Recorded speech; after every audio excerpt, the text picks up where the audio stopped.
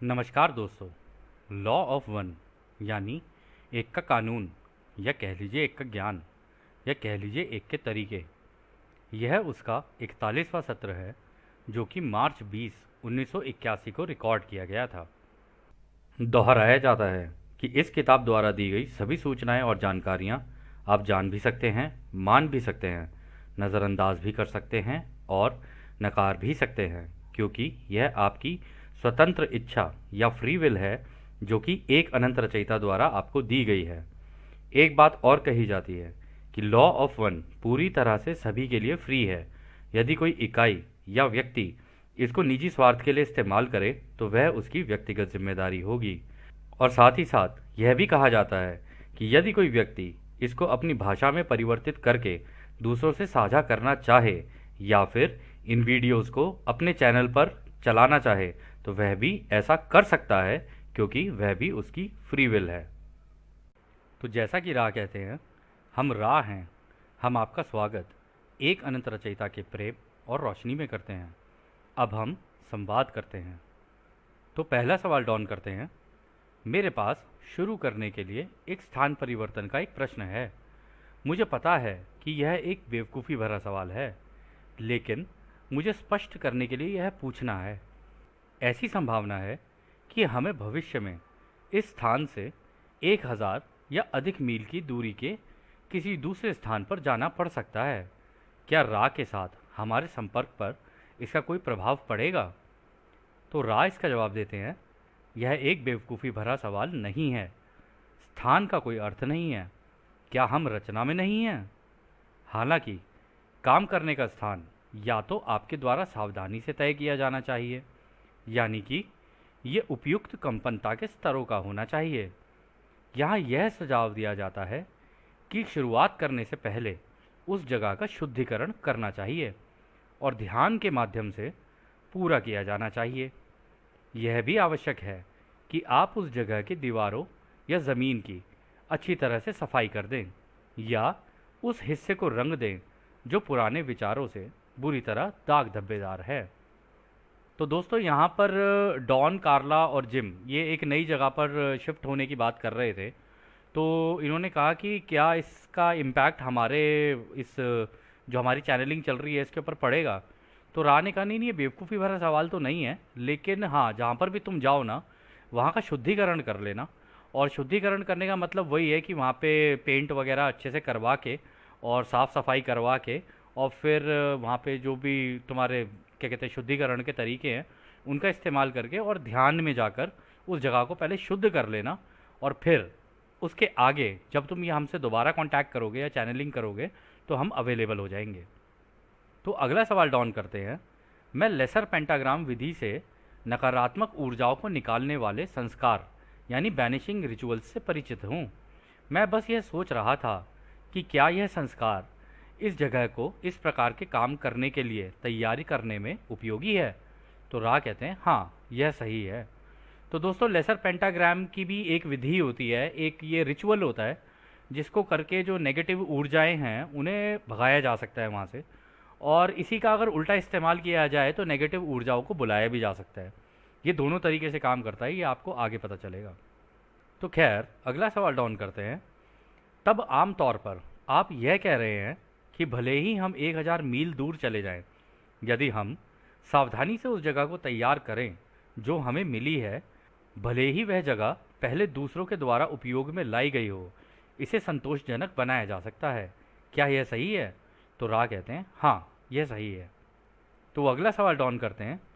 शुरू से ही एक समझ बनाने की कोशिश में मुझे कठिनाई हो रही है जो अनंत बुद्धिमानिता से शुरू होकर और हमारे अस्तित्व के वर्तमान स्थिति तक पहुंचती है। लेकिन मुझे लगता है कि मुझे वापस सोचना चाहिए और हमारे सूर्य की जांच करनी चाहिए, क्योंकि यह उपलोगोस है जो उस सब का निर्माण करता है जो हम इस विशेष ग्रह यानी धरती पर प्रणाली में अनुभव करते हैं। क्या आप मुझे हमारे सूर्य के बारे में बता सकते हैं? तो राय इसका जवाब देते हैं, यह एक ऐसा प्रश्न है जिसका जवाब आपकी भाषा में आसानी से नहीं दिया जा सकता है, क्योंकि सूर्य का रिश्ता अनंत रचयिता की अनंत बुद्धिमानिता से, बुद्धिमान ऊर्जा से और प्रत्येक ग्रह की प्रत्येक घनत्वता से कई प्रकार से है। इसके अलावा यह भिन्नता आगे बढ़कर आध्यात्मिक रूप से या स्थान समय में भी है, आपकी रचना का हिस्सा है, यानी कि आध्यात्मिक रूप से भी इसका संबंध है। तो दोस्तों यहाँ पर राजो कह रहे हैं ना, वो कह रहे हैं कि जो सूर्य जो है ना, ये अनंत बुद्धिमानिता का मतलब हो गया ये जितना भी अंधेरा है जिसमें ये सारी तरंगे हैं उनसे भी है, ठीक है, और अनंत ऊर्जा से भी है, क्योंकि इन्हीं तरंगों के अंदर रचयिता जो है तरंगे बन के बह रहे हैं। तो वो जो तरंगे बन के बह रहे हैं उसके अंदर वो चारों प्राइमल फोर्सेस हमने आप लोगों को बताई थी, जो चार ऊर्जाएं बताई थी, वो चार ऊर्जा जो है ना उन्हीं को अनंत ऊर्जा कहा जाता है, उससे भी है। प्लस ये जितने भी सूरज हैं इनकी वजह से जितनी भी घनत्वताएं बनती हैं दूसरे ग्रहों पर जिनका हम लोग अनुभव करते हैं, वो उसका भी रिश्ता इसी से ही है, क्योंकि वो भी तरंगे ही हैं। वो जितनी भी घनत्वताएं बनेंगी वो भी तरंगों से ही बनेंगी। कुछ धीरे काँप रही होंगी, कुछ तेज काँप रही होंगी, कुछ दृश्य होंगी, कुछ अदृश्य होंगी। इसी तरीके से ये सारी की सारी जो है क्रिएशन होती है। फिर उसमें वो आगे कहते हैं, अनंत बुद्धिमानिता के संबंध में सूरज का शरीर अनंत रचना के सभी भागों में समान रूप से है, उस एक अनंत का हिस्सा है। अनंत रचयिता की अनंत बुद्धिमानिता जो बुद्धिमान ऊर्जा का उपयोग करती है, लोगोस बहुत अधिक संख्या में उपलोगोस बनाते हैं, जो सभी उस लोगोस के संतान या वंशज होते हैं। उनका संबंध वर्गीकृत हायरार्कियल होता है, जिसमें उपलोगोस यानी कि सूर्य लोगोस द्वारा तय किए गए तरीकों से बुद्धिमान ऊर्जा का उपयोग करते हैं और अपनी स्वतंत्र इच्छा का इस्तेमाल करके अपनी घनत्वता का पूरी बारीकियों के साथ सह निर्माण करते हैं, जिसका आप अनुभव करते हैं। तो दोस्तों उन्होंने देखो बोल ही दिया है, उन्होंने कहा सूरज का जो शरीर है ना वो अनंत रचना में समान रूप से अलग अलग हिस्सों में है। तो यहाँ से वो ये कह रहे हैं कि ये जो हमारे लोगों हैं सबसे पहले ये इन अनंत रचयिता के ये जो तरंगे हैं ना उनके सबसे पहले बच्चे ये हुए, फिर ये इनकी जो संतानें हुई वो हुई ये जितने भी सूरज लगे हुए हैं, ठीक है, ये लोगोस के बच्चे हैं, ये उपलोगोस हैं सारे, और ये ही हैं जो इन्हीं ऊर्जाओं का इस्तेमाल करके इन्हीं तरंगों का इस्तेमाल करके, क्योंकि वो तरंगे यहाँ से चल के इनकी तरफ आ रही होती हैं, मतलब होती तो वो सारे खाली एरिया में भी है, लेकिन यहाँ से डायरेक्टली लोगोस अपने बच्चों को दे रहे होते हैं, फिर वो बच्चे अपने अपने ग्रह बना रहे होते हैं। उन ग्रहों की रचना ये बच्चे जो हमारे सूरज होते हैं जितने भी सबके, वो सारे के सारे इसको क्या कहते हैं अपनी रचना का रूप देते हैं और उनमें अलग अलग घनत्वताएं बनाते हैं अपनी फ्री विल का इस्तेमाल करके, कि भाई पहली घनत्वता इस तरीके की होगी, दूसरी घनत्वता इस तरीके की होगी, तीसरी घनत्वता इस तरीके की होगी, फिर वो इस तरीके से बनाते हैं। लेकिन जो इसका ब्लूप्रिंट होता है ना, वो ब्लूप्रिंट इनको लोगोस बना के देते हैं कि देखो मैंने तुम्हें बना के ये दिया, अब इसके आगे तुम्हें अपनी कैसी कैसी रचना करनी है इस ब्लूप्रिंट का इस्तेमाल करके, तुम जैसे चाहो इस ऊर्जा का इस्तेमाल करके कर सकते हो। और इसमें भी उन्होंने कहा कि एक हर हिस्से में है, तो आप देखेंगे यहाँ पर भी हायरार्कियल स्ट्रक्चर उन्होंने कहा यहाँ पर कि एक हायरार्कियल स्ट्रक्चर है इसके अंदर भी। वो हायरार्कियल स्ट्रक्चर का मतलब ये है कि ये जो लोगोस हैं ये पहले अपने पास पास लगाने शुरू करेंगे अपने जो सूरज, तो ये जो पहले सूरज बनते जाएंगे उम्र में वो पहले हैं बाकी सूरजों से, यानी अनुभव के मामले में भी उन सूरज के और उनके आसपास के ग्रह अनुभव के मामले में हमसे ज़्यादा आगे हैं, तो यानी वो फ्यूचर में जी रहे हैं, वो हमसे ज़्यादा एडवांस हो चुके हैं। और जितनी ज़्यादा बाहर बाहर होते जाएंगे ना वो बाद बाद में बनने शुरू होंगे। तो ये जितने भी हैं ना आप लगा लो 200 बिलियन या ट्रिलियन जितने भी आप मान लो इनको, ये सारे के सारे हमारे लोगोस के वंशज हैं और हम सारे के सारे हमारे सूरज के वंशज हैं, यानी कि हम सारे के सारे सूर्यवंशी हैं। लेकिन ये कहा जा सकता है हमारे पिता सूर्य हैं और जो हमारे दादाजी हैं वो हो गए हमारे ये लोगोस, और जो हमारे परदादाजी हैं वो परदादाजी हो गए हमारे अनंत रचयिता। तो 4 लेवल की हायरार्की है, 4 भी नहीं बल्कि 5 लेवल की हायरार्की हो गई। हम हुए हमारी धरती के बच्चे, धरती हुई सूरज की बच्ची, या फिर कह लो सूरज की वाइफ भी कह सकते हो, ठीक है, या फिर आप ये भी कह सकते हो इन दोनों का आपसी रिश्ता है, ठीक है। लेकिन अगर हम केवल बच्चे बच्चे के हिसाब से अगर हायरार्की को समझें तो हम हुए धरती के बच्चे, फिर धरती हुई सूरज की बच्ची यानी सूरज हो गए हमारे दादाजी, ठीक है, और फिर यहाँ से ये हमारे लोगोस हुए हमारे परदादाजी, और जो हमारी ये अनंत रचयिता है जो ये तरंगे हैं वो हो गए हमारे परदादाजी। तो इस तरीके से ये एक हायरार्की बनी हुई है।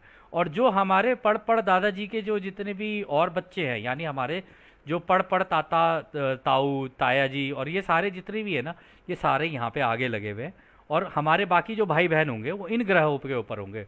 इसका मतलब हमारे कजिन्स हैं ये सारे के सारे, जितने भी हैं बाकी ग्रहों पे जितने भी रह रहे हैं ना, हम सारे के सारे आपस में भाई बहन हैं और कजिन्स हैं। तभी रा ने हम लोगों को अपना भाई बहन बोला है। वो इसलिए क्योंकि सारे के सारे अलग अलग ग्रहों पे कुछ आगे हैं हमसे, कुछ हमसे पीछे चल रहे होंगे। वास्तविकता में हमारी जो धरती है ना, वो इस कुंडलीदार प्रक्रिया में थोड़ा यहाँ पर है, बाहर की तरफ, इधर कहीं काफ़ी बाहर की तरफ है। आप मान लीजिए कहीं यहाँ, या हो सकता है कि यहाँ कहीं हो, ठीक है, या ये फिर यहाँ पर भी हो सकती है। लेकिन हमारे बड़े भाई बहन जितने भी हैं ना, वो सारे के सारे यहाँ पर हैं। और वो भी एडवांस कर रहे हैं, हमसे तो खैर बहुत ही ज़्यादा एडवांस है, लेकिन वो भी धीरे धीरे आध्यात्मिक रूप पर, या कह लो आध्यात्मिक रास्ते पर चल के आगे निकल रहे हैं। फिर वो आगे कहते हैं, घनत्वता के संबंध में सूर्य के शरीर को भौतिक रूप से गैसीय तत्वों का एक बड़ा पिंड माना जा सकता है, जो घुलने मिलने की प्रक्रिया यानी फ्यूजन से गुजर रहा है और गर्मी और प्रकाश को फैला रहा है। तो दोस्तों, साइंस के अकॉर्डिंगली अगर देखा जाए तो सूरज के अंदर बोला जाता है हीलियम है, और वो जो हीलियम है ना, आपस में हाइड्रोजन की तरह जैसे होता है ना, आपस में फ्यूजन कर रहे हैं, मतलब आपस में कण कण जो है एक दूसरे से टकरा रहे हैं। और वो जब वो टकराते हैं ना, उसकी वजह से सोलर फ्लेयर्स और ये सारी चीज़ें चल रही होती है। उसी की वजह से सूरज के अंदर से रोशनी आ रही होती है, और वो जो रोशनी आ रही होती है वो रचयिता की अनंत ऊर्जा ही है, और रचयिता की ही अनंत रोशनी है। वो आ रही होती है और अपने आप को फैला रही होती है चारों तरफ। लेकिन गर्मी का कारण जो है वो है बाहर जो लगी हुई हमारी क्वारंटीन, या कह लो बाहर के जो हमारा एटमॉस्फेयर है, उसके ऊपर जब वो रोशनी पड़ती है, उनके अंदर के जो कण कण हैं, उनके अंदर आपस में जब टकराना शुरू होता है, जैसे हम हाथ घिसते हैं, उससे वो गर्मी पैदा होती है। फिर आगे रहा कहते हैं, आध्यात्मिक रूप से यदि हम सूर्य के शरीर की प्रकृति को समझें तो सूर्य चौथी से सातवीं घनत्वता तक उन घनत्वता के व्यक्तियों की बढ़ती क्षमता के अनुसार अपने और दूसरों की जीवित रचना की प्रकृति को पहचानता और जानता है। यही सूर्य का मतलब है और यही उसकी वास्तविकता है। इस प्रकार छठी घनत्वता की इकाइयों द्वारा सूर्य के अंदर जाया जा सकता है और वहां रहा भी जा सकता है। वे वहां समय स्थान में रहते हैं, और यहाँ तक कि आंशिक रूप से इसे छठी घनत्वता की इकाइयों के विकास क्रम की प्रक्रियाओं द्वारा पल पल बनाया जा सकता है। तो दोस्तों, यहाँ पर पता है रा क्या कह रहे हैं? रा कह रहे हैं चौथी घनत्वता से लेकर सातवीं घनत्वता तक के जितने भी होते हैं जो दूसरों की सेवा के रास्ते पर चल रहे हैं, क्योंकि सारे अंत में तो देखो सारे के सारे चौथी छठी घनत्वता तक पहुँचते सारे ही उसमें हो जाते हैं, मतलब यूनिटी में आ जाते हैं, यानी दूसरों की सेवा के रास्ते पर ही आ जाते हैं सारे के सारे। तो रा ने ये कहा है, हम चौथी, पांचवी और छठी तीनों घनत्वताओं के जो लोग हैं ना, उनके जीवित रचना की प्रकृति को पहचानते हैं, क्योंकि वहां पर जाके ना उनके हल्के शरीर होने शुरू हो जाते हैं, सोच एक हो जाती है, और एक सोशल मेमोरी कॉम्प्लेक्स यानी एक झुंड बन जाता है। तो ये झुंड के झुंड, इन पूरे झुंडों की जो सोच है, जो उनकी कर्म है, जिस तरीके से वो चल रहे होते हैं एक ही दिशा के अंदर, तो उनको रा और अच्छे से समझ पाते हैं। ऐसा नहीं है वो हमें नहीं समझते, हमें भी समझते हैं, लेकिन उनको और बेहतर तरीके से समझ पाते हैं, क्योंकि सारे के सारे एक दिशा में हैं। और इसी को उन्होंने कहा यही इसका मतलब है सूरज का, और यही उसकी वास्तविकता भी है। और उन्होंने ये भी कहा है कि छठी घनत्वता में के जो लोग हैं वो सूरज के अंदर जा सकते हैं और वहाँ रह भी सकते हैं, यानी जिनके शरीर सूरज के जैसे, सूर्य के या रोशनी के शरीर होंगे ना, वो इसके अंदर एंटर कर सकते हैं। तो कहने का मतलब है, अगर हम लोग यहाँ से देखें ना, तो जितने भी ये सूरज होंगे, ठीक है, इन चाचा ताऊ के जितने भी रिश्तेदार हैं ना, आपस में भाई भाई जितने भी हैं, ये सारे के सारे सूरज के अंदर जा भी सकते हैं, एक दूसरे से मिल भी सकते हैं, वीकेंड पे पार्टी भी हो सकती है, मस्ती भी हो सकती है, सब कुछ हो सकता है इनका, आपस में घुल मिल भी सकते हैं, और एक दूसरे से आध्यात्मिक लेसन्स भी ले सकते हैं।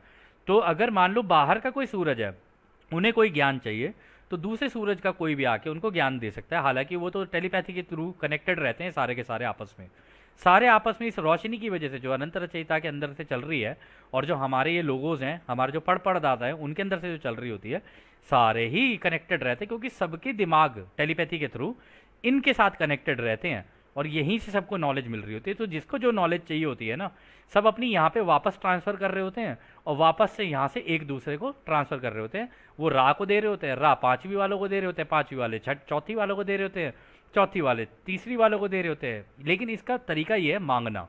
अगर आप मांगोगे तो आपके पास इन्फॉर्मेशन आ सकती है, और आप डायरेक्टली चाहो तो सूरज के अंदर से भी इंफॉर्मेशन ले सकते हो और यहाँ से पढ़ दादाजी से भी आप इंफॉर्मेशन ले सकते हो।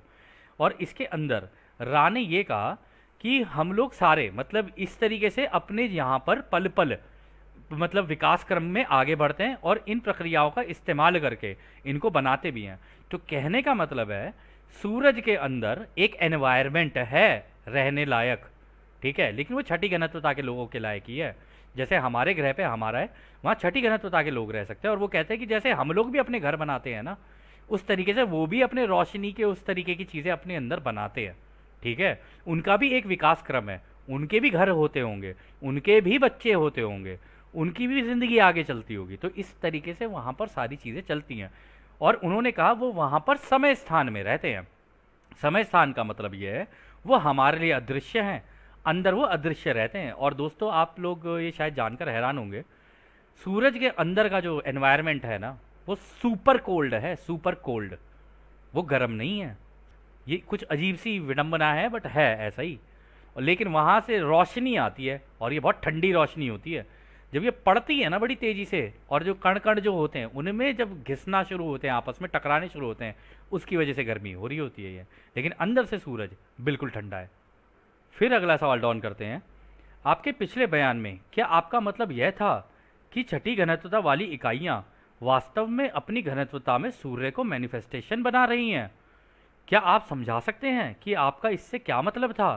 तो देखो डॉन ने भी वही कहा। तो आप ये कह रहे हो कि छठी घनत्वता वाले अंदर जो लोग रहते हैं वो मैनिफेस्टेशन कर रहे हैं, मतलब चीज़ें बना रहे हैं क्या अपनी सोच का इस्तेमाल करके, या जैसे भी हैं चीज़ें क्या मैनिफेस्ट कर रहे हैं, वहाँ पे बना रहे हैं क्या? तो रा कहते हैं इस घनत्वता में कुछ इकाइयाँ जिनके प्रजनन बच्चे पैदा करने का साधन घुलने मिलने की प्रक्रिया यानी फ्यूजन है, वे अनुभव के इस हिस्से को सूर्य के शरीर के अस्तित्व के हिस्से के रूप में करना चुन सकती हैं। इस प्रकार आप उस प्रकाश के अंशों के बारे में सोच रहे हैं जो आपको छठी घनत्वता वाले प्रेम की अभिव्यक्ति से पैदा हुई संतान के रूप में प्राप्त होते हैं। तो दोस्तों देखो कितना सुंदर कहा उन्होंने कहा कि हमारे यहाँ पर भी बच्चे पैदा होते हैं, हमारे यहाँ पर भी प्रजनन की प्रक्रिया है। कहते हैं ये जो हमारा फ्यूजन होता है ना, ये जो हम आपस में फ्यूज करते हैं एक दूसरे को, इस क्या कहते हैं, इस गायब रह के इसी एनवायरनमेंट अपने सूरज के अंदर के एनवायरनमेंट में हमारी जो प्रेम क्रिया होती है ना, उस प्रेम क्रिया से हमारे यहाँ पर बच्चे पैदा होते हैं। और ये जो बच्चे पैदा होते हैं ना, इनकी वजह से ही ये रोशनी तुम्हारी तरफ जारी होती है, वो हमारे बच्चों की ही रोशनी होती है जो तुम्हारी तरफ पहुँच रही होती है। और वो कहते हैं इस तरीके से तुम हमारे उस खुशी को, उन बच्चों की जो रोशनी है उस फ्यूजन की वजह से, ठीक है, जो रोशनी क्रिएट होती है वो ही हमारा प्रेम है जो तुम्हारे यहाँ पर तुम जिसका वो ले रहे होते हो, क्या कहते हैं, अनुभव ले रहे होते हो, ये तुम हमारी संतान के रूप में प्राप्त करते हो इनको। कि मतलब हमारे बच्चे हुए तो उससे जो रोशनी निकलेगी वो तुम लोगों की तरफ आती है और वो तुम्हारी रचना में तुम्हारी मदद करती है। तो दोस्तों ये बात जानकर बड़ा अच्छा लगा होगा आपको, हम सब के सब सूर्यवंशी ही हैं और आगे जाके हम सबको ये सारी चीज़ें करनी है, सूरज का भी अनुभव लेना है। हमारे भी यहाँ पर जिस तरीके से बच्चे पैदा करने का ये प्रक्रिया होती है, वहाँ जाके वो बच्चे पैदा करने की प्रक्रिया चेंज हो जाएगी, तब फ्यूजन होगा, तब क्योंकि आप प्योर रोशनी हो, ऊर्जा हो, आपस में ऊर्जा घुल मिलती मिलती है, उसकी वजह से उनके बच्चे पैदा होते हैं। और उन बच्चों के पैदा होने की वजह से बाकी जितनी भी घनत्वताएं हैं उनका भी निर्माण होता है, और ग्रहों पे जितनी भी प्रक्रिया चल रही होती है, जब सारी चीज़ें चल रही होती हैं वो उसी के कारण चल रही होती हैं। फिर डॉन अगला सवाल करते हैं, तब क्या आप कह सकते हैं कि छठी घनत्वता वाली इकाइयाँ इन तरीकों का इस्तेमाल कर रही हैं ताकि वो अनंत रचयिता के साथ अधिक निकटता से सहनिर्माता बन सकें? तो रा कहते हैं यह बिल्कुल सही है। इसे गेटवे घनत्वता के अनुभवों की तलाश में छठी घनत्वता के आखिरी हिस्सों में देखा गया है। तो देखा, रा ने बोल दिया है कि हम भी गेटवे घनत्वता के अंदर जाने की कोशिश कर रहे हैं।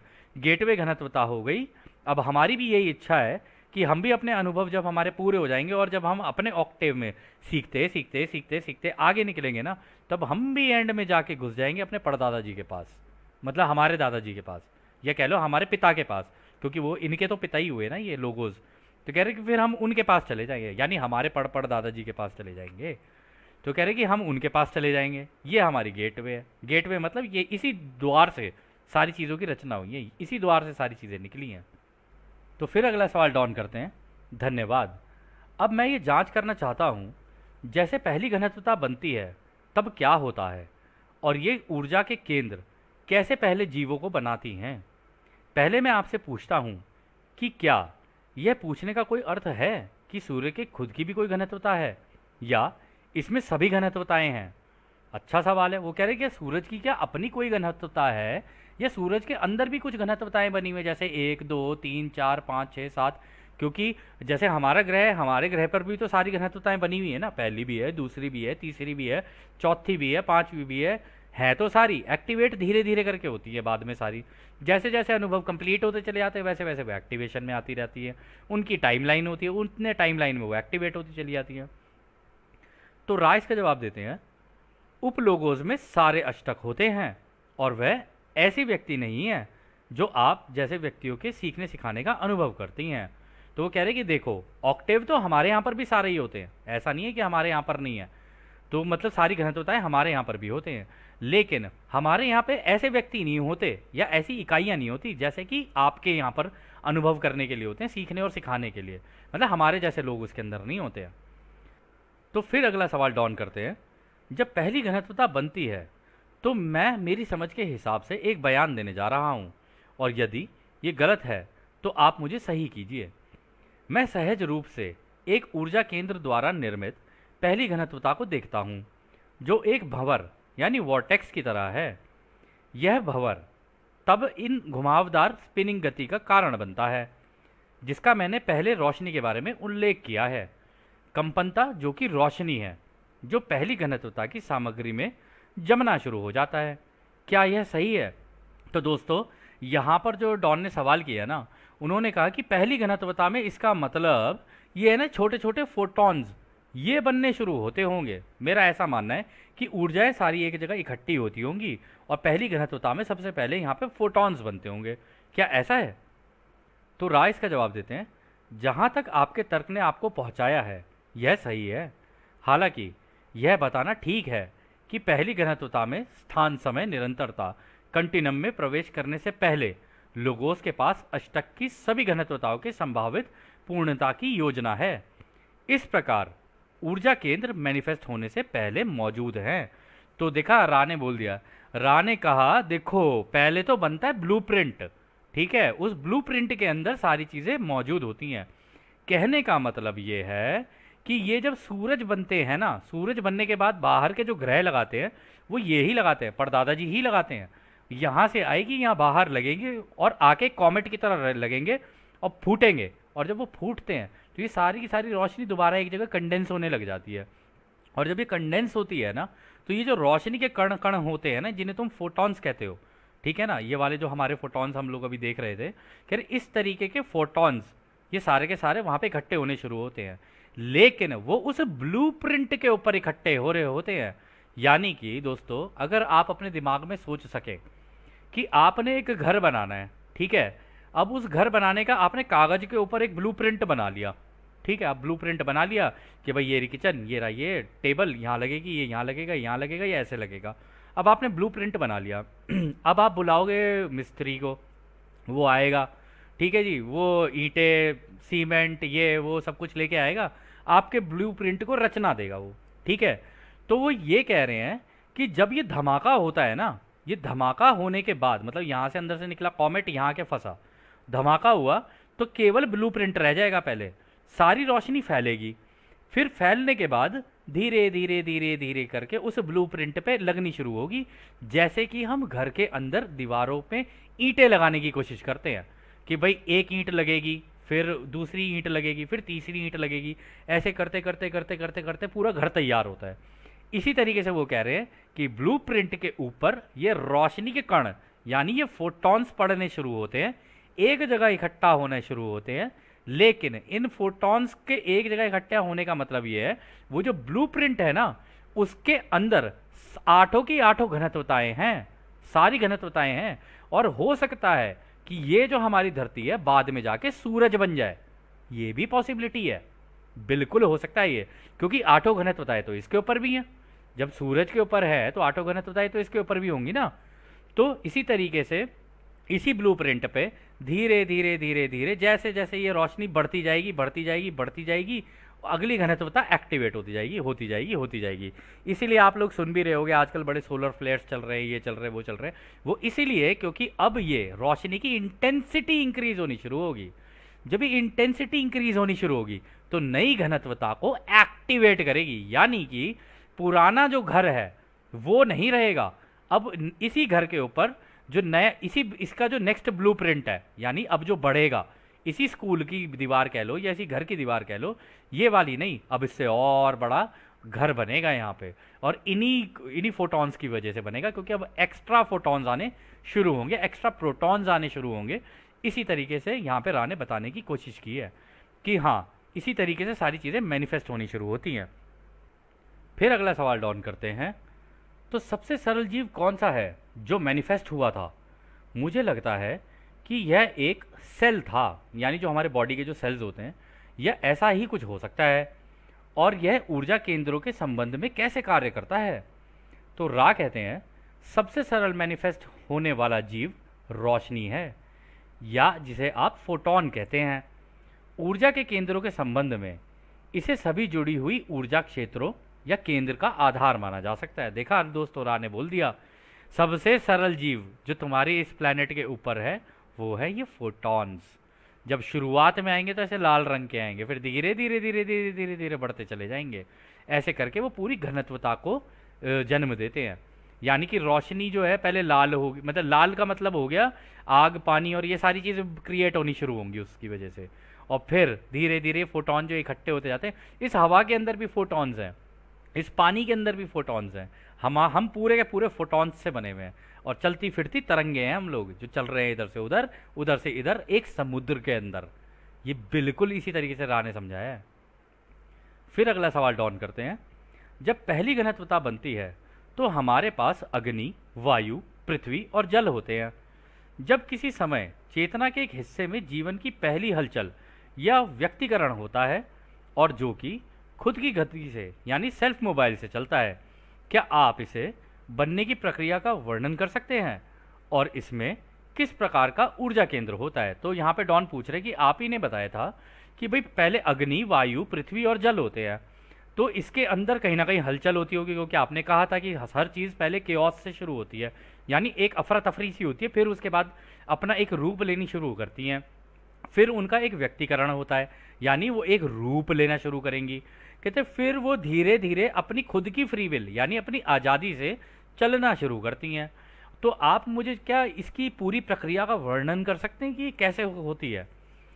तो राय इसका जवाब देते हैं, पहली या लाल किरण की घनत्वता हालांकि विकास की ओर आकर्षित तो होती है, पर वह उन परिस्थितियों के लिए सही कंपनता में नहीं होती है जो जागरूकता की चिंगारी को बढ़ाती है। जैसे इस कंपनता की ऊर्जाएं लाल से नारंगी रंग की ओर जाती हैं, तो उस कंपनता से ऐसा माहौल बनता है कि वो उन रासायनिक पदार्थों को उत्तेजित करता है जो कि हाल ही में निष्क्रिय या जड़ था, ताकि इस तरह से इकट्ठा हो सके कि प्रेम और रोशनी विकास के कार्य को शुरू कर सके। तो देखा उन्होंने बोला ये जो लाल वाली किरण होती है ना, यानी रेड रे जो होगी, आपके रेड कलर के जो फोटॉन्स होंगे पहले शुरुआती दौर में, कहते कि वो जागरूकता को तो चिंगारी नहीं देती है, लेकिन एक बेसिक स्ट्रक्चर बना देती है।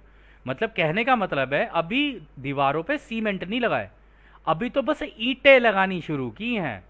ईंटें लगी, पहले तो फ्लोर बनेगा, ठीक है, पहले बेसिकली वो फ्लोर बनाती हैं, ठीक है। अब उसके बाद वो कहते हैं कि फिर उसके बाद आ गया आपका ये क्या कहते हैं नारंगी वाला जो इसका नेक्स्ट वाला है, कह रहे फिर ईंटें लगनी शुरू होंगी, फिर उसके ऊपर उसके बाद सीमेंट प्लास्टर और ये सारी चीज़ें लगनी शुरू होंगी। कहते इसी तरीके से सारी की सारी चीज़ें चलनी शुरू होती हैं। कहते हैं कि इसकी वजह से जितने भी रासायनिक पदार्थ हैं ना वो निष्क्रिय होते हैं, यानी अवेलेबल तो हैं, वो अवेलेबल इसलिए हैं क्योंकि अंत में तो जाके सारी चीज़ें फोटॉन का ही बनना है ना। अब वो लाल वाले फोटॉन हो या फिर उसके बाद क्या कहते हैं आपके नारंगी वाले उसके ऊपर पड़ने लग जाएं, फिर उसके बाद पीला शेप ले लें, क्योंकि तेज़ी से कापेंगे तो रंग बदलते चले जाएंगे इनके। तो कह रहे इस तरीके से वो घनत्वता एकदम सघन होनी शुरू हो जाती है। तो और इसी तरीके से वो जो निष्क्रिय पड़े होते हैं ना, निष्क्रिय मतलब वो जितने भी केमिकल्स वगैरह हैं वो अवेलेबल हैं पर एक्टिवेटेड नहीं है। ये जैसे जैसे कंपनता बढ़ती जाएगी ना ये एक्टिवेट होना शुरू होते हैं, और इसी से ही वो कह रहे हैं कि देखो यहाँ से प्रेम और रोशनी इकट्ठा होनी शुरू होती है, जो कि हमने अभी भी कहा कि भाई इन्हीं फोटॉन्स के ऊपर और फोटॉन्स पढ़ते रहेंगे पढ़ते रहेंगे पढ़ते रहेंगे और इकट्ठे होते रहेंगे। और ये जो रियलिटी जो है, ये रियलिटी तब बनती है जब बहुत सारे फोटॉन्स एक जगह पर इकट्ठा होना शुरू होते हैं। ये रोशनी और ये प्रेम इकट्ठा होना शुरू होता है, इससे रियलिटी का निर्माण होता है। फिर वो आगे कहते हैं, जैसा अनुमान आपने पहले एक कोशिका यानी सिंगल सेल्ड की व्यक्तियों के बारे में लगाया था, जैसे कि पॉलीमॉर्फस डाइनोफ्लैगलेट, वो सही है। यह तरीका ऊपर की तरफ कुंडलीदार घुमावदार रोशनी के आकर्षण में से एक है। इसमें या विकास क्रम में इवोल्यूशन के किसी भी हिस्से में कुछ भी रैंडम नहीं होता है। तो वो कह रहे हैं कि देखो भाई, ये बनती तो है, ये बिल्कुल ऐसी बनती है जैसे कि तुम्हारी ये गैलेक्सी बनी हुई है, इसमें भी इसी कुंडलीदार तरीके से एक्टिवेशन होनी शुरू होती है। और दोस्तों, आपने कभी देखा हो ना, तो एक चीज़ होती है जिसे कहते हैं फ्रैक्टल, FRACTAL।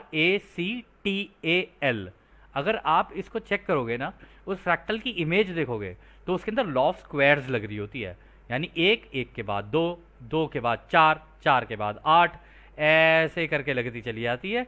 इसी तरीके से ये पूरा निर्माण गैलेक्सी का भी होता है, इसी तरीके से निर्माण सूरज का भी होगा, इसी तरीके से हर ग्रह की हर चीज़ का निर्माण ऐसे ही होता है। ये तरीका है इसी प्रेम और रोशनी का इस्तेमाल करने का। और यहाँ पे उन्होंने जो सिंगल सेल्ड यानी सिंगल सेल के बारे में जो बात की ना, जो हमारे बॉडी के सेल्स होते हैं, वो कह रहे कि हाँ, उसका जो तुमने ये उदाहरण दिया था ना, बिल्कुल सही दिया था। और यहाँ पे सिंगल सेल का जो उन्होंने उदाहरण लिया, वो उन्होंने लिया पॉलीमॉर्फस डाइनोफ्लैगलेट। ये सिंगल सेल ही होता है, उसका ही उदाहरण इन्होंने यहाँ पर लेने की कोशिश की। और यहाँ पर भी उन्होंने एक चीज़ कही कि यहाँ पर कुछ भी रैंडम नहीं होता है, ये विकास क्रम का तरीका ही ऐसे ही है कि भाई सारी चीज़ें बड़े सिस्टमैटिक एक ऑर्डरली फैशन में चलती हैं। ऐसे नहीं कि केओस तो पहले चलो होगा, उसके बाद होने के बाद वो अपना रूप उसी ब्लूप्रिंट पे पड़ता जाएगा। यानी ईंटें लगनी शुरू होंगी, फिर ज़मीन बनेगी, ईंटें लगनी शुरू होंगी, ऊपर लेंटर गिरेगा, फिर साइड में क्या कहते हैं उसके ऊपर प्लास्टर, सीमेंट, ये वो। लेकिन ये सारी चीज़ें तब होंगी जब इनके ऊपर रोशनी कंटिन्यूस पड़ती रहेगी पड़ती रहेगी पड़ती रहेगी, इसी तरीके से और इसी इसी ऑर्डरली फैशन में, यानी कि लॉ ऑफ स्क्वायर के तरीके से, या कह लीजिए फ्रैक्टल के तरीके से, या कह लीजिए इस कुंडलीदार तरीके से रोशनी जब पड़नी शुरू होगी, जो कि हमारे सूर्य की तरफ से हमारे ग्रह पर आती है। क्योंकि वहाँ पे ब्लूप्रिंट रेडी होता है, जब वो फटता है पूरा का पूरा, तो वो सारी की सारी जो गैस तत्व होते हैं, या कह लो कि जितने भी फोटॉन्स होते हैं, वो सारे एक जगह इकट्ठा हो रहे होते हैं। और जब वो ब्लूप्रिंट के ऊपर जम जाते हैं ना, यानी ईंटें लग गई, अब उनके ऊपर प्लास्टर वगैरह लगेगा, तो सूरज जो है ना, वो अपनी रोशनी कंटिन्यूसली फेंकते रहते हैं, उसके ऊपर फेंकते रहते हैं फेंकते रहते हैं। और जितनी तेज़ी से रोशनी आती रहेगी, उतने ज़्यादा फोटॉन्स की क्वांटिटी आएगी, और जितने ज़्यादा फोटॉन्स की क्वांटिटी आएगी, उतनी ज़्यादा सघन होती चली जाएगी वो जगह। यानी कि एक निर्माण होना शुरू होगा, एक ग्रह का निर्माण। फिर अगला सवाल डाउन करते हैं, जैसा कि मुझे याद है पॉलीमॉर्फस डाइनोफ्लैगलेट में तांबे पर आधारित कोशिका सेल के बजाय लोहा होता है, क्या आप उस पर टिप्पणी कर सकते हैं? तो वो ये कह रहे हैं कि इस सेल के अंदर जितना मुझे पता है, अंदर जो इसका एक्चुअल धात्विक तत्व है वो तांबा नहीं है, कॉपर नहीं है, वो है आयरन। क्या आप मुझे इसके बारे में कुछ बता सकते हो? तो राइस का जवाब देते हैं, यह जानकारी केंद्रीय नहीं है, यानी कि इससे कोई फर्क नहीं पड़ता है। किसी भी मेटाबॉलिज्म का आधार वही होता है जिस रासायनिक पदार्थों में वो पाया जाता है, उस पदार्थ का स्रोत ओरिजिन क्या है। तो कह रहे देखो, इससे कोई फर्क नहीं पड़ता कि उसका वो क्या है, क्या कहते हैं, वो आयरन से बना है या कॉपर से बना है, उससे कोई फर्क नहीं पड़ता। उसका मेटाबॉलिज्म, उसकी नेचुरल स्टेट क्या है ना, वो उसी के ऊपर आधारित है, क्योंकि उसके पास फ्री विल है। फ्री विल की वजह से वो चुन सकता है कि उसको कैसा कैसा रूप लेना है, या अपने अंदर अपने अंदर कैसा रखना है उसको। और वो कह रहे हैं कि इससे ये इससे फर्क पड़ता है कि उसका ओरिजिन क्या है, कि कहाँ से वो शुरू हुआ है। यानी फ्री विल का इस्तेमाल करते हुए इन फोटॉन्स के अंदर से उसने कौन सा ओरिजिनल पैटर्न चुना है। क्योंकि इन्हीं फोटॉन्स के अंदर अगर आप ऊर्जाएं मिला रहे हो, अगर आप इन्हीं ऊर्जाओं को मिलाते रहो, इन्हीं तरंगों को मिलाते रहो, इन्हीं तरंगों को मिलाने से कॉपर भी बन सकता है, इन्हीं तरंगों को मिलाने से आयरन भी बन सकता है, इन्हीं से फॉस्फेट भी बन सकता है, कुछ भी बन सकता है इनसे। तो उनमें से अपनी आज़ादी का इस्तेमाल करके वो सिंगल सेल क्या चुनता है ना, उससे उसका खुद का मेटाबॉलिज्म डिसाइड होता है, और उसी से उसकी अपनी खुद की रचना डिसाइड होती है, और उसी से पता चलता है कि हाँ भाई मेरा शरीर कैसा होगा, या मैं आगे जाके कैसे बढ़ूंगा, और उसी दिशा में वो निरंतर बढ़ता है। फिर अगला सवाल डॉन करते हैं, मैं इस पर इसलिए टिप्पणी कर रहा था क्योंकि यह दर्शाता है कि हमारे पशुओं के जीवन की गति में तांबे पर आधारित कोशिकाएं सेल्स हैं, फिर भी इसमें पौधे के जीवन की लोहे पर आधारित कोशिकाएं हैं, जो संभवतः है पौधे से जानवर में परिवर्तन का संकेत देती हैं। क्या मैं गलत हूँ? मेरी याददाश्त इस पर थोड़ी अस्पष्ट है। तो दोस्तों यहाँ पे डॉन कह रहे हैं कि मेरे अंदाजे से, मतलब जितना मैं इसलिए टिप्पणी कर रहा था, इसलिए बोल रहा था क्योंकि मुझे ऐसा जो मेरे को पता है वो ये है कि ये जो हमारे पेड़ पौधे होते हैं ना, इनके अंदर आयरन ज़्यादा होता है।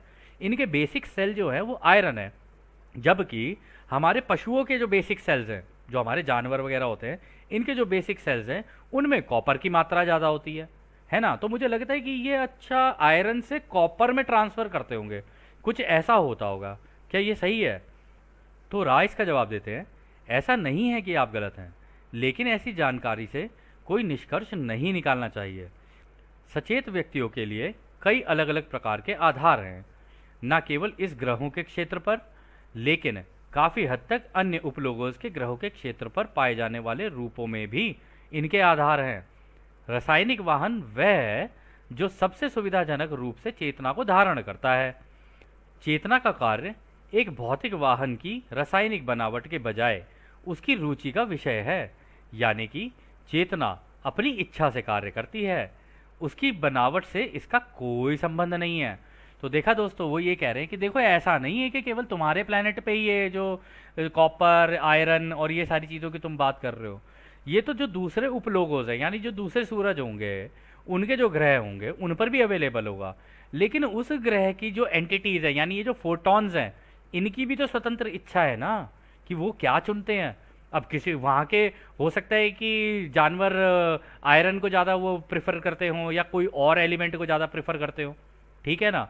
उस एलिमेंट के हिसाब से वहाँ के जानवर बन जाएंगे, उस एलिमेंट के हिसाब से वहाँ के लोग बन जाएंगे, उस एलिमेंट के हिसाब से वहाँ पे पानी और ये सारी चीज़ें बन जाएंगी, या जो भी चीज़ें वहाँ बननी होती हैं। कई जगहों पर तो कहा भी नहीं जा सकता कि किस किस तरीके का एनवायरनमेंट होगा, अलग अलग हो सकते हैं, और वहाँ के लोगों का रूप और उनकी रचना भी अलग हो सकती है हमसे। लेकिन जो ये चेतना है ना, यानी ये जो तरंगे हैं, ये सब के लिए बराबर है। ये तो जितनी चीज़ें हो रही हैं उसका कारण, मूल कारण है स्वतंत्र इच्छा। एक फोटोन की भी स्वतंत्र इच्छा है कि वो कैसा अपना रूप धारण करना चाहे और किस एलिमेंट का रूप धारण करना चाहे। अवेलेबल सारी चीज़ें रहेंगी उसके लिए, अब उनमें से वो चुनाव करता है या अपनी चाहे तो खुद की प्रकृति बना सकता है, उसकी इच्छा है। फिर वो आगे कहते हैं, हमने देखा है कि जिन लोगों को आप वैज्ञानिक कहते हैं वे जीवन के विभिन्न अवस्थाओं, प्रकारों और परिस्थितियों और उनके बीच संभावित संबंधों के बारे में जानने में उलझे हुए हैं। इसके बारे में पता लगाने का कोई फायदा नहीं है, क्योंकि यह सब आपके उपलोगों सूर्य के द्वारा चुना गया है, वही अपनी पसंद से रचना करता है। तो वो कह रहे कि देख लो, कह रहे हमारी भी तो फ्री विल थी यार, हम भी तो इस प्लैनेट को बनाना चाहते थे। कह रहे तो हमने भी अपनी अपनी फ्री विल से जो जो चीज़ें हमें लगी ठीक, अब इस ब्लूप्रिंट के अंदर कौन सी चीज़ कहाँ जानी चाहिए, हम भी तो अपनी उतनी ही रोशनी वहाँ पर डाल रहे हैं कि यहाँ पर इतने फोटोन इकट्ठे हो जाने चाहिए, यहाँ पर इतने हो जाने चाहिए। इसलिए आप लोगों ने दोस्तों नोटिस किया होगा इस धरती के ऊपर कि कई जगहों पर रचनाएं हो रही हैं, अभी भी हो रही हैं। कई जगहों पर पेड़ पौधे हो उग रहे हैं, कई जगहों पर ख़त्म हो रहे हैं, कई जगहों पर नए नए पहाड़ क्रिएट हो रहे हैं, कई जगहों पर कुछ क्रिएट हो रहा है, कई जगहों पर कुछ क्रिएट हो रहा है। उसका कारण ही यही है क्योंकि ये जो ब्लूप्रिंट उनको बना के दिया गया है ना, उसमें हमारे सूरज वो भी तो अपना एक्सपेरिमेंट कर रहे हैं, अपनी रोशनी भेज भेज के वो भी तो अपने फोटॉन्स को भेजे जा रहे हैं। कहीं पे ज़्यादा कर देते हैं इकट्ठे, कहीं पे कम इकट्ठे कर देते हैं। जहाँ ज़्यादा इकट्ठे हो जाएंगे वहाँ पे हार्ड हो जाएंगी चीज़ें, जहाँ कम इकट्ठा करते हैं वहाँ पे हल्की हो जाएंगी चीज़ें। इसी तरीके से पानी का निर्माण हुआ, इसी तरीके से पहाड़ों का निर्माण हुआ, इसी तरीके से पेड़ पौधों का और हर चीज़ का निर्माण हुआ। लेकिन वो वहाँ पे डाल तो देते हैं, लेकिन उनको अपनी स्वतंत्र इच्छा भी दे देते हैं। अब तुम्हें जो करना है तुम कर सकते हो, तुम जैसा चाहो वैसा रूप ले लो, तुम्हारी इच्छा है। तो उन्होंने पहले से ही डिसाइड करके अपने ब्लूप्रिंट के अंदर अपना एक रूप लिया होता है। ये तो बस केवल उसके ऊपर रोशनी डाल डाल के, उसके ऊपर ये फोटॉन्स की बरसात कर करके ना उनको रूप देना शुरू कर देते हैं। इस वजह से हर चीज़ का रूप अलग होता जाता है। तो खैर दोस्तों, यह सत्र काफ़ी लंबा था और हम इसको हो सकता है 2 भागों में या हो सकता है 3 भागों में करें, क्योंकि काफ़ी सुंदर है और इसमें रचना का निर्माण कैसे होता है और ये सारी चीज़ें बताई गई हैं। तो अब हम दोस्तों आपको इसको अगले सत्र में कंटिन्यू करेंगे, और जैसा कि राह हमेशा कहते हैं, अब हम आपको उस एक अनंत रचयिता के प्रेम, उसकी रोशनी, उसकी शक्ति और उसकी शांति में छोड़कर चलते हैं। आदने हमारे दोस्तों, आदने वासु। धन्यवाद।